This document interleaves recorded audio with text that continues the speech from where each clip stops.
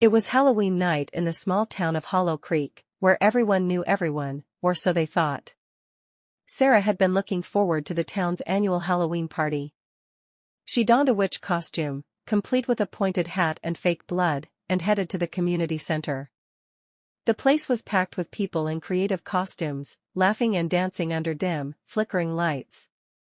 As Sarah mingled with friends, her gaze caught on someone standing in the corner of the room, a tall figure wearing a grotesque mask. The mask was pale and lifelike, with hollow eyes and a distorted smile, as if it were once human.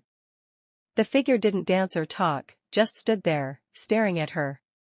Sarah felt a chill creep up her spine. She tried to shrug it off. It's Halloween, people are supposed to be creepy, she told herself. But as the night went on, no matter where she went or who she talked to, the masked figure's gaze never left her. When the party ended around midnight, Sarah hurried to her car, feeling uneasy.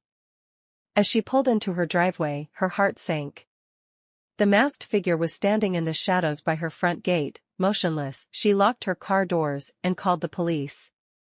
"Someone's outside my house," she whispered, trying not to panic. The operator promised to send someone, but when Sarah looked up again, the figure was gone. The police arrived shortly after, did a quick search, and found no signs of the stranger.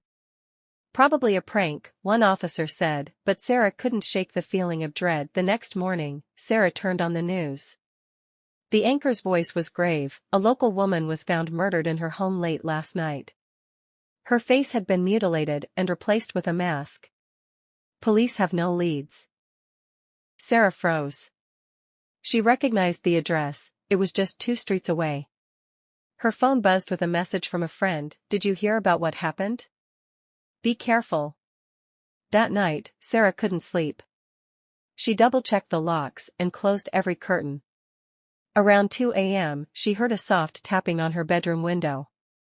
Her heart raced. She grabbed her phone and turned on the flashlight, aiming it at the window. There, staring back at her, was the mask, the same grotesque face from the party.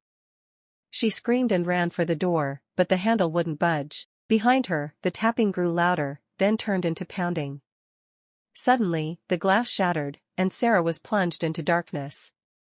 The next morning, her house was eerily silent.